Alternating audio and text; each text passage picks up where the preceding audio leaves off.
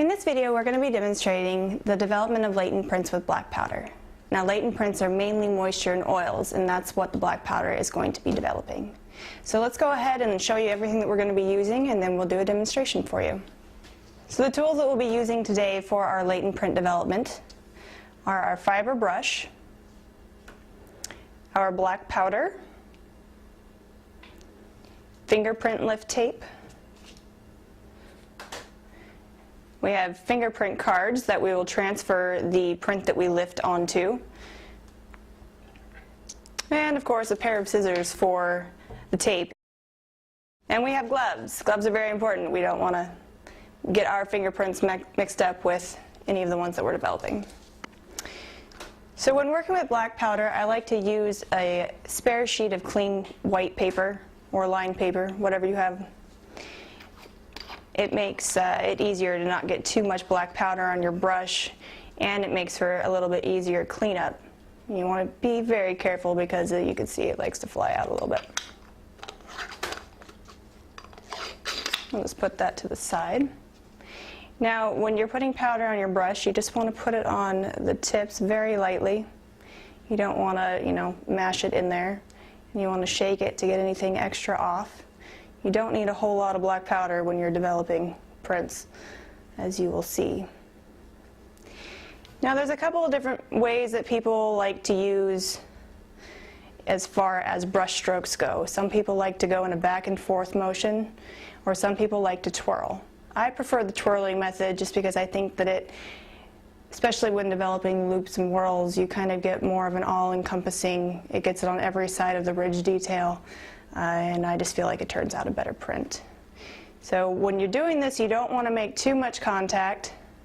You just want to go in a nice, easy, back and forth twirling method.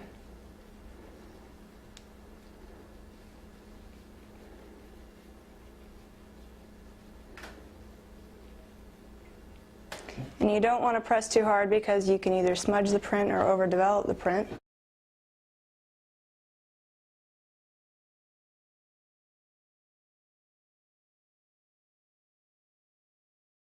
And what we have here, you can see there's some nice 3 distinct prints right there. Looks like those are developed quite well, and we're going to go ahead and lift those with our lift tape. When you're doing this, obviously you don't want to touch the bottom of the lift tape, otherwise you'll get smudges and whatnot. We'd like a nice clear print.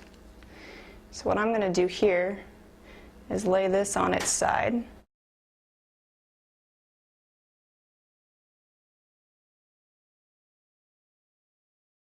When you're doing this, you want to work from one side to the other so you get a nice clean line without any air bubbles.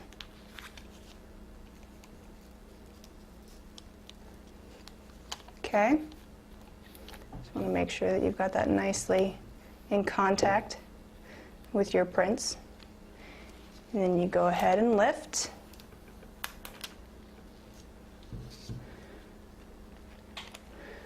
You can see that the fingerprints are present. And we go ahead and get one of our lift cards. And the same thing goes for the lift card, is you want to start from one side and work your way to the other so that you get a nice even application of the tape without any air bubbles. Some people like to use a pencil eraser to do this, or you can just use your finger. Depends on what you're comfortable with. Get your scissors over here, cut this end of the tape off.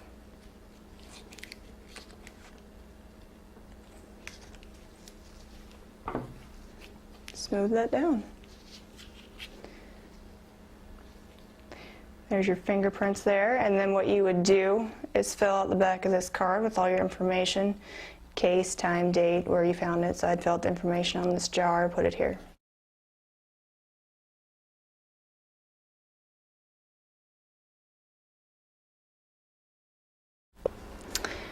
And let me demonstrate how, when you're using this extra piece of paper here, how it makes it a little bit easier to return your unused portion back into the jar, as long as it hasn't been contaminated by anything.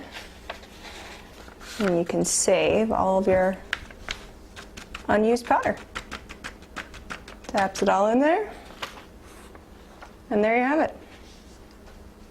Seal that up for next time.